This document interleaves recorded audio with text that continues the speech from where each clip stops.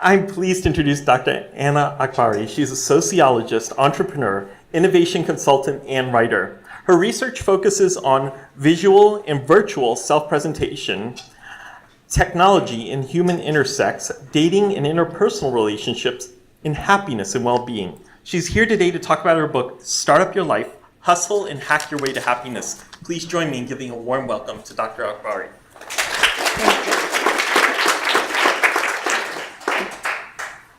Hi, welcome. Thank you for taking time out of your day today. So I'm going to tell you some different stories today. And first, I want to zap us back to the year 2008. Many of you probably remember that year. I was about to celebrate a major birthday. I was living in New York City. I was broke. I was single. And I lived in an old walk-up tenement building in Hell's Kitchen. But despite all of that, I was elated because I also had just finished my dissertation and my PhD. So for me, that was this huge milestone that I had been working toward, and it was this thing that was going to offer all kinds of opportunity and ultimately happiness. Well, given that it was 2008, within a few months, everything came crashing down and every sector was affected, from Wall Street to academia. And I was reeling. My life felt really out of control. And while the timing of this and the particular details of that story might be different for each of us, trying to make sense of chaos and trying to find happiness at times of chaos is universal and something all of us have to deal with at different points in our lives. Too often, we invest so much in those big milestones. No matter what's happening in the rest of the world, when I finish that degree, when I get that promotion, I am going to be happy. But really, in reality, life is what happens in between those big moments.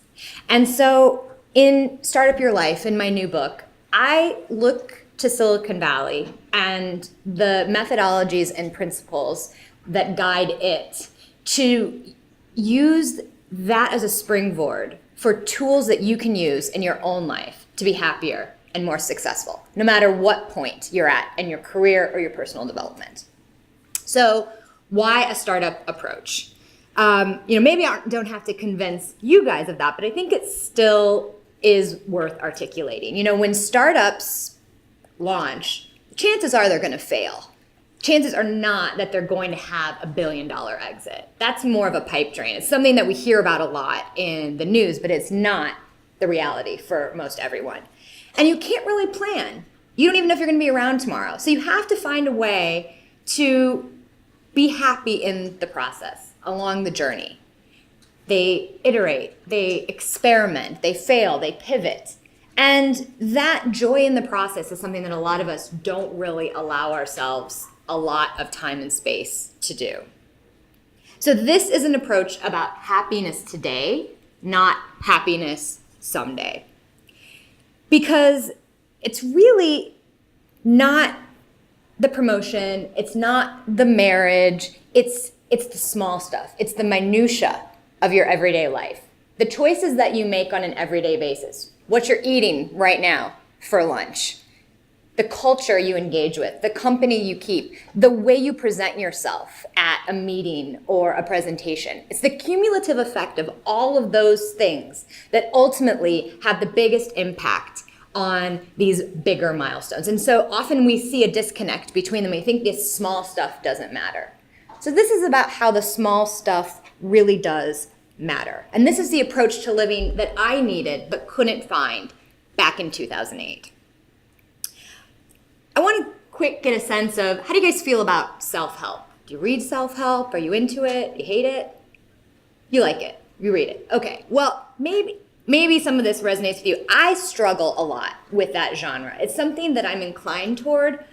I like self-help in theory, but I have a really hard time connecting with many of the self-help books out there for two main reasons. One, I find that a lot of self-help books offer one single directive. If you just think positively, if you meditate, if you dance spontaneously, your life's going to be fantastic. And of course, all those things are terrific and all things I like to do, but there's not a panacea for happiness or success. Or they're written by someone that I just can't relate to and certainly could not relate to back in 2008. Someone who already has their career all figured out and is thriving and has the perfect family and is financially stable and has their dream home. And so there's a disconnect and you're forced to read between the lines and find, where does my story fit into this? So while the bad news is there's no panacea, the good news is you can start working on this stuff today, and you don't need bundles of cash or even to be a genius to be able to be happier and more fulfilled starting right away. Life is a business, and I'm going to lay out a few of the key principles that I talk about in my book that I think everyone can start applying to their lives today, and a few simple directives that will help you to integrate it. So the first of the 5 is hustle. And this is one of my favorite words because it's really been reappropriated from having some pretty negative connotations. So I was born in Waterloo, Iowa, in a mid-sized industrial Midwestern town to a single mother. And for political reasons and drama worthy of a book unto itself, I've never met my Iranian father. And anyone who grew up with a single parent or knows someone who did knows it's hard. It's really hard. And my mother's family, my grandfather was a truck driver, my grandmother raised 5 kids and worked retail, so there was no family money. But we did have government assistance, and we lived in a very colorful apartment complex on the east side of town where the characters were exactly what you'd expect at a place that costs under $100 a month to live there. And we didn't have a car and rode the bus, and luxury for us was sharing a plate of fries and a piece of chocolate pie while we waited for the bus. And those small little moments and those luxuries were also reminders of the constant financial struggle. But I wanted to be more than the circumstances that I was born into.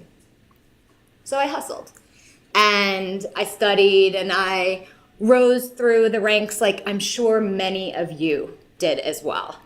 And I eventually went on to go to some very expensive schools for many years. And at the time, I was really oblivious to the disparity between my financial situation and the people that were around me. And people assumed that I was wealthy. And when they found out that I wasn't, they would say, oh, well, you're just lucky. And I talk about this in my book, and I don't know how you feel about that word, but I hate it. Anyone who's ever had their success dismissed as luck, all it does is make me want to fight harder and be better.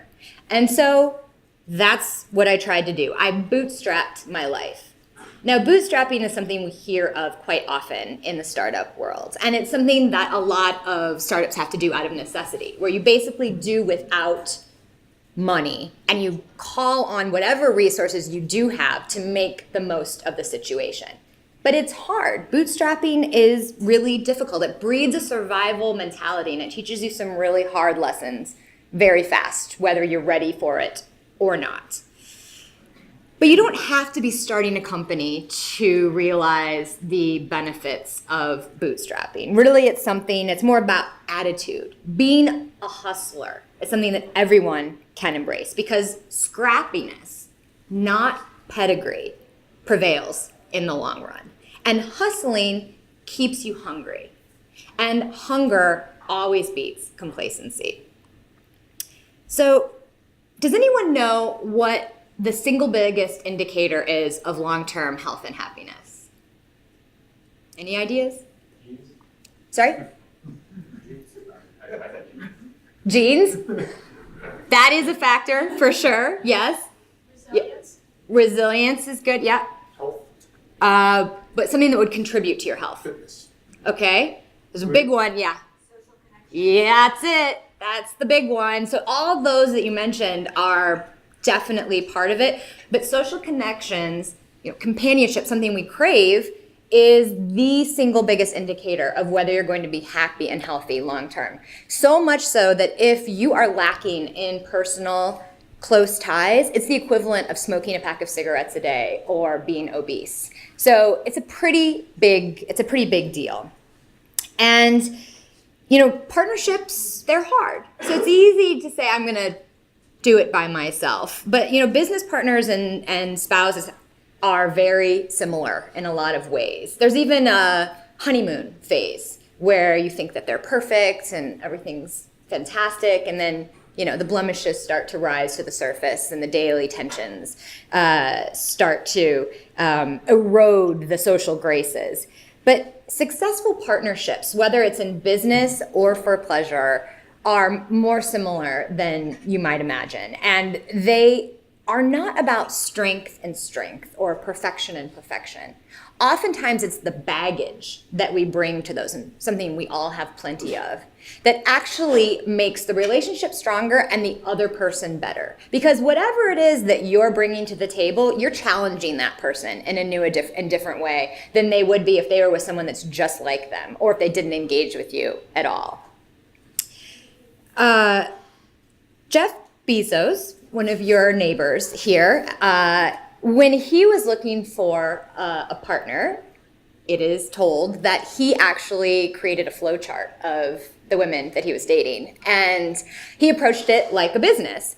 And he said that the biggest thing he was looking for was someone who could get him out of a third world prison, because life is too short to be with someone that isn't resourceful. And so I have to kind of agree. Scrappiness, sexiness is great, but scrappiness, practicality, and a whole lot of humor goes a long way in both business and pleasure.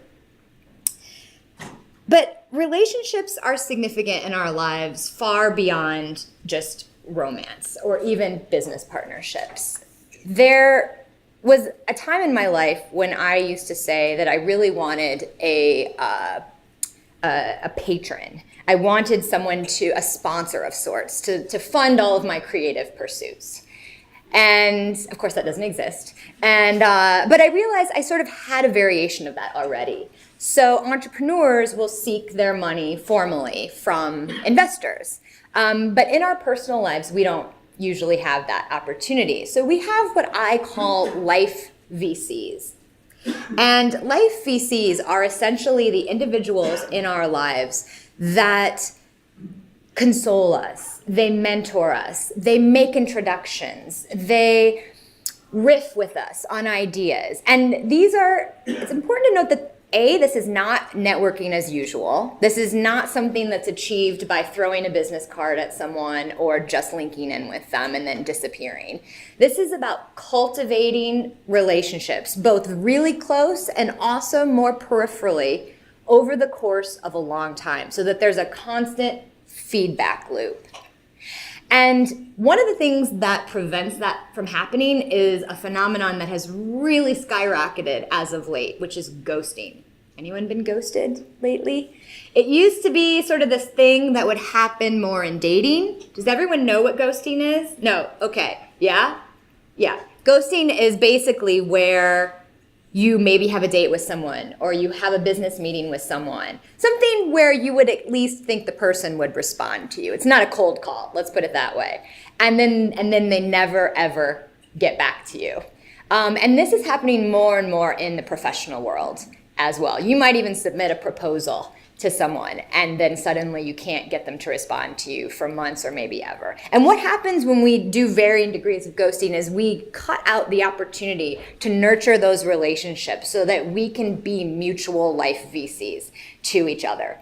And remember, you never know where the value in your network is going to land. The person who introduces you to your life mate, or that leads to the introduction that gets you your dream job, that might not come from your best friend. That might not come from a formal mentor. It might be someone that you have quietly been keeping in touch with and you have this mutual respect and understanding about. So remember that you're only as good as the company you keep and the work that you put in to keeping that company around. All right, 3. Embrace failure. We've all heard of the game Angry Birds, right? One of the most downloaded games of all time. But what you may not know about Angry Birds is the company that created it, Rovio Entertainment, was not a smashing success before Angry Birds came on the scene. Does anyone, in fact, they were close to bankruptcy before Angry Birds came out. Does anyone know how many failed or underwhelming games Rovio put out before Angry Birds? Anyone want to guess? Yeah. 25 or what? Yeah, so the second was closer, 51 games. Angry Birds was their 52nd try. That's pretty phenomenal. Most people don't have the patience to fail formally 51 times before, and it's not like Angry Birds was this overnight, sort of Instagram. It took a while to really build and to dominate in the way that it did. So, lest you think my life has been all successes, though I think I've kind of already established that wasn't the case, I've had quite a few of my own 51 failures days. And when I first dipped my toe in the entrepreneurial and startup world, it was completely by accident.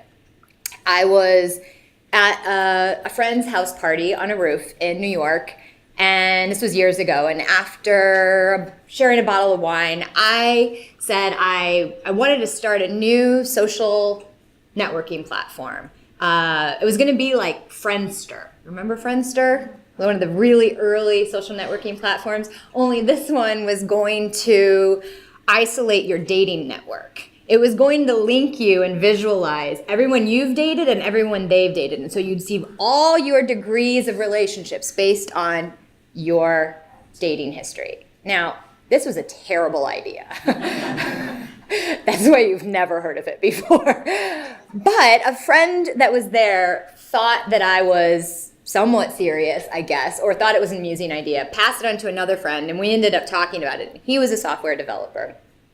And we were able to isolate what wasn't so terrible about it, and that was tracking in-person connections and relationships. And so we started building something and raising money, and all the investors said the same thing. They said, sounds great, really interesting, come back to us when you have some traction. Well, to get traction, we decided maybe it'd be better if we pivoted to enterprise, and we partnered with a bunch of big players in that space. We joined a tech incubator. We did all these things we were supposed to do, but the money never came and the traction never happened. We were shifting out of our skill sets, and the partnerships were crumbling, and it just wasn't going to happen. But this wasn't apparent for 18 months. We bootstrapped for 18 months, and then ultimately had to just say, you know what?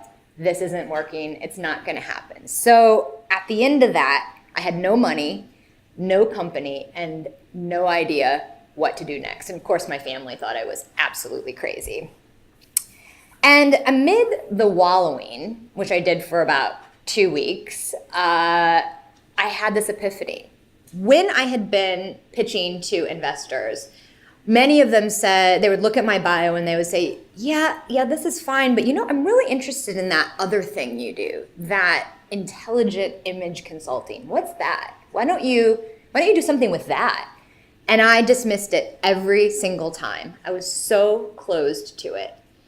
I thought it was just a side hobby. And it wasn't until I fell on my face with the other project that I thought I should be working on, that finally it became clear to me that the thing that actually had the most promise and the most legs was the thing that had been standing in front of me the entire time. But it's amazing how incapacitated we become when we limit and narrow our outlets for success and our definition of what we should or shouldn't be doing. And so that moment was embarrassing and humbling, and I was completely exhausted, and all I wanted to do was crawl in a hole or run away to a surf camp and never come back again. But that wasn't the reality that I chose. It wasn't practical. And in Silicon Valley, they say that if you aren't failing frequently, you aren't risking enough. And Henry Ford, one of our great inventors, said failure is an opportunity to begin again more intelligently. And when you think about the individuals who we really revere as our innovators, the Henry Fords and the Thomas Edisons, they failed more often than they succeeded. And yet, we think of them in relationship to their successes because they persevered, because they made something out of those failures, out of all the experiments that they did and the resilience that they exhibited. Their 51 plus tries. But most of us lose patience with cultivating success in that way. And so we settle for mediocrity. We settle with stuff that doesn't even really make us happy. So how can we get past that? Well, we can remember that failure and success are not actually opposites. They're complements that operate on the same spectrum. So if we start to redefine failure, then there's more space for it. And then when we do ultimately fail, we're not so derailed because we were expecting it. And also, failure is where we grow from. We don't grow from our triumphs. Think about when you've done really well at something. Now think about a time that you really fell on your face. When did you learn the most? What changed your life the most? It's usually the hard one, but only if we take the time to self-reflect, to process, to do the analysis and work through it, and then fail up and make something out of it. So we can make space for failure by surfing fear, because it's often the fear that stands in our way of moving forward and taking these leaps. So putting ourselves out there. Okay, failure's good. 4, pivot. 2015, blasting ahead a few years now. So 2008, I was wallowing. 2015, I was on the top of the world. It was a year of great personal change, but at the beginning of it, I felt so blessed with life's riches. I was so happy and grateful for having finally, after all that hard work, creating stability in my life. I was in a long-term, serious relationship with the intent to marry. I had professional opportunities that were just coming at me in ways I hadn't anticipated, and I was really physically healthy and vivacious. Life was good. And then, within a matter of months, I broke off the relationship, I moved very suddenly, and I learned I had a really serious health condition that demanded immediate attention. And so the future, the one that I had only just a few months ago thought was, not going to be perfect forever, but I could just maybe take a breath for a while, was no longer that. That safety, that security blanket was now devastatingly uncertain. But if we go back to failure is really just change. That's all it is. And change is always present. It's constant. So the sooner we learn to flourish in change, in transition, the better off we'll be. So what is transition? What does it mean to be in transition? William Bridges outlines 3 phases of transition. And I find these to be pretty accurate. There's endings. The first one's the endings. Then it's the neutral zone. And then it's new beginnings. So for me, the end of my relationship, this ending period, just like it is with any relationship, and I'm sure you can relate to this, it brings up feelings of nostalgia, where you're not really sure if you're missing the person or you're missing the idea of the person or the romanticized notion of them, or really just that familiarity. And then once you get a little bit of distance, you're left kind of shivering alone in the neutral zone. That's where the emptiness really starts to settle in, and it's hard to move into that phase. And for anyone who's ever had a serious illness, or anyone close to you has experienced that, you understand the huge weight of medical uncertainty. Our need for closure is so high at that point. We just want to know. We want to know what is happening, even if it's bad. We want that certainty. But science, even science, and maybe especially science, often can't give that to us. And so we're left just hovering without hard answers. Then we ultimately get to the new beginning phase. The pangs of heartbreak slip to the side and new love interests come forward. And after difficult procedures and surgery and all sorts of medical drama, you slip into a new phase of perpetual monitoring. Not I'm healthy forever, but perpetual monitoring, which really is a constant reminder of both the fragility, I think, and the resilience of the human body. And we can never anticipate the effect that these events will have on us. For me, I thought I was going to panic, that I was going to have so much anxiety that I wasn't actually going to move forward in my life. And that was not the way I responded in this particular moment. This strange wave of calm washed over me. And maybe at times that have been really difficult, some of you have felt that too, where you surprise yourself in the way that you actually deal with trauma. And every day was a new puzzle to solve. It gave me a sense of purpose, and I knew that those small victories, just knowing what was supposed to come next, was enough.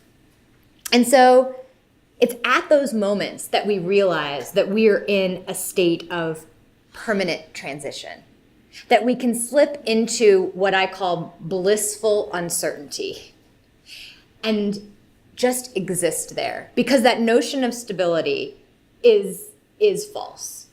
And that blissful uncertainty can actually be more calming than you think it is if you allow it to exist with you. So we're forced to exit sometimes. We make these big exits. We need to make changes at these moments in our lives. And sometimes the biggest, best exits that we make are the ones that we never anticipated or planned for. So how can you make the most of change and not be derailed by it? Well, we can keep our minds ripe for change and ready for change. And you can be the boss of change if you adapt an always be changing mindset. So how do you do that? One, disrupt your assumptions. That's something that startups do all the time.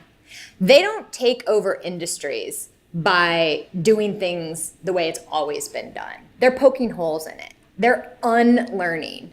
And so we spend so much time learning that sometimes we forget that unlearning is where we actually learn the most and grow the most. Bucking conventional wisdom, for instance, disrupting those mental models that kind of hold us hostage to operating in particular ways. We can also capitalize on endings. You know, when you're in transition, and I know this from a lot of the work I do with both individuals and large corporations, when you're at a moment of transition, or you've failed at something, or you've been humbled in some way, you are so ripe for growth. You're ready for it. You're just soaking it all in. So use those moments to just take it in and get to the next level in a way that you're really almost immune to when you're floating up here thinking that everything in life is going your way. Because what happens then is you're in a place of complacency. And complacency is a really dangerous place to operate from. And the other thing you can do to be the boss of change is to ritualize closure. The great mythologist Joseph Campbell, one of my favorites, said that we have to be willing to get rid of the life we've planned so as to have the life that's waiting for us. And so finding a way to ritualize closures, even when it's something that you don't want to end, can be really rewarding and help you to move forward, not to forsake the past, but to open yourself to and guide yourself into the future. Okay, 5. Play. You might be wondering why this one's in here. So we are the source of our own fulfillment. Plain and simple. But the challenge is asking yourself, figuring out what is it you're actually seeking? What are you looking for? And are you doing the right things to allow it to find you and you to find it? So how do we do that? Well, I would suggest that play is one of the ways that we can do it. Now, play is a tough one because, look, this is a room of overachievers. right? You guys are gainfully employed, everyone's intelligent. Where does play fit into your life? And maybe you're more enlightened than the average and you're like, oh, I always play every day from 5 to 7 or whatever. So maybe you got that part figured out. For most of us, we might intend to play, but it's easy to fall off of our to-do list as adults, because play is this special thing that is not part of your normal everyday life. It's time out of time. It's separate. It's not about producing something that can be measured. There's no real data around play per se. So it can become hard if you're scientifically oriented to justify its presence in your life. But really, it's through play that we not only prepare for change, but open ourselves to the possibilities that expand beyond our immediate lives, that help us to reimagine our lives in different ways. So instead of asking who has time for play, ask yourself if you can afford not to play. The philosopher Ludwig Wittgenstein said that if people did not sometimes do silly things, nothing important would ever get done. And so if you think of play in no other way, just think of it that it makes really good sense. So how do you find your play outlets? And how do you know if they're working? Well, about a decade ago, I joined, very accidentally, the Central Park Dance Skaters Association. Anyone ever seen them? Well, they are a nonprofit group of really bright and amazing individuals who skate in New York Central Park. There's barricades that are set up and with a DJ in the middle that plays old school soul and house music, and everyone is welcome to join. There are barricades, but it's one of the most inclusive groups you'll ever see. Even if you can't skate, they don't care. They want you to join. There's one elderly regular that goes there and he just literally bounces up and down and people skate around him. And he's a huge tourist attraction. But the group is as colorful as I'm painting it out to be. There's Blady Flowness. It's his actual skate name. We all have skate names. And he comes in on his half electric green dragon bicycle, wearing clothes he has embroidered with his name all over it, peddling his latest mix CD. Or there's the shirtless guy who skates with water bottles stacked on his head, or the other shirtless guy who skates backwards and just flexes his pecs, and I've never seen either of them put their shirts on no matter how cold it gets.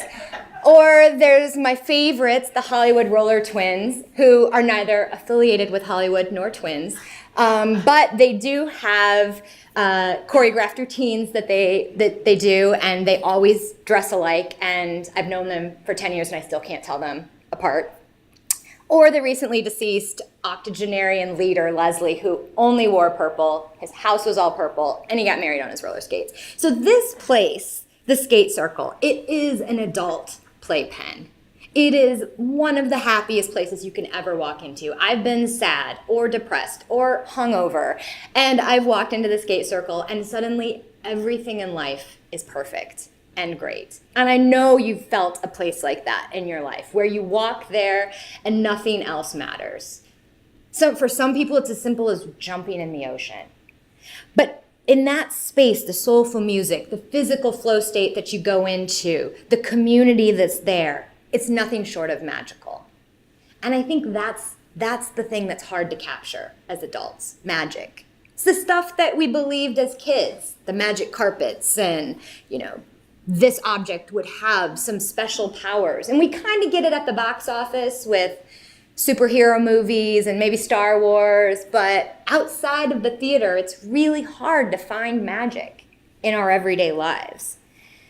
And so in spaces like the Skate Circle, where I don't actually know anyone's last name, I've had these people in my home many times. I don't know what they do for a living when they're not skating.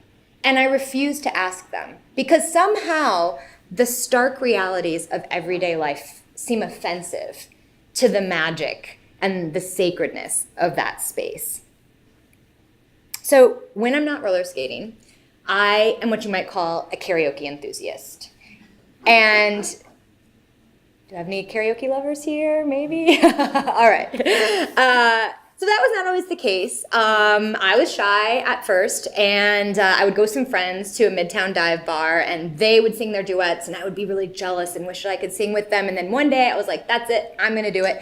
And I sang Elvira by the Oak Ridge Boys. Has anyone ever heard of that song? It was an old country western song that was my first 45.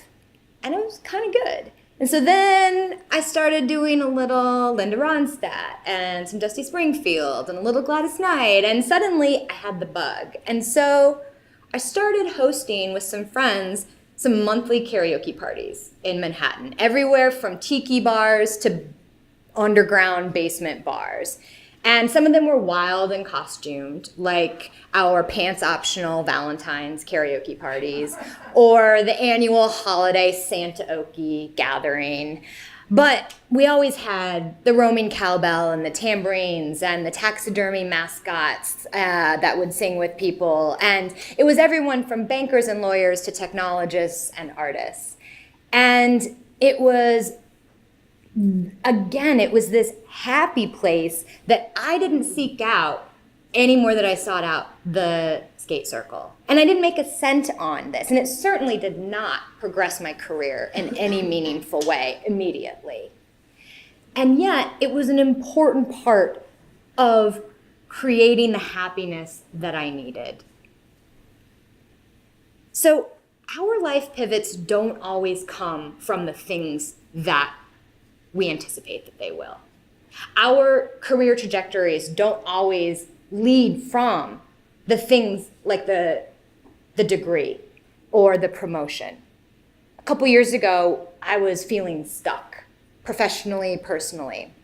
And so I decided to impose a 6-month limit for my unhappiness, that I had to make a move, that I had to do something to radically shake up my life. I explored going to Afghanistan and working as a social scientist with the troops there, or the other option was I was going to move to California. My mom was very happy that I chose the latter, actually. But moving to California was not a choice that I made because it was so obvious for my career, and that's how I'd made all the other choices in my life that far. It was the choice that I made because I knew that's where I felt like the best version of myself. It's where I felt like I could actually finally flourish as a person. And I felt that if I did that, other things would follow.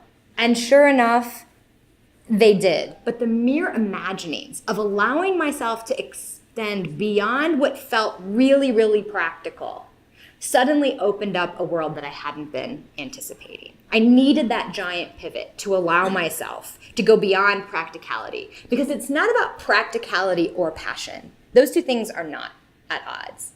It's about both and. It's about allowing play and magic in your life. It's about giving yourself the opportunity to follow your heart, knowing that there's also a practical application for the decisions that you're making. So I'd ask you again, what is it that you seek? And are you allowing it to find you? Do you have the permission to fantasize and dream in the ways that might seem silly at first, that might seem unnecessarily playful? Because fantasies start to become a reality at the intersection of your practical accomplishments and your daydreams, not just at the part of your career that you've planned out for the next 20 years. So there's 3 simple things that I want to leave you with as you remember and start up your life. One is to return to your core.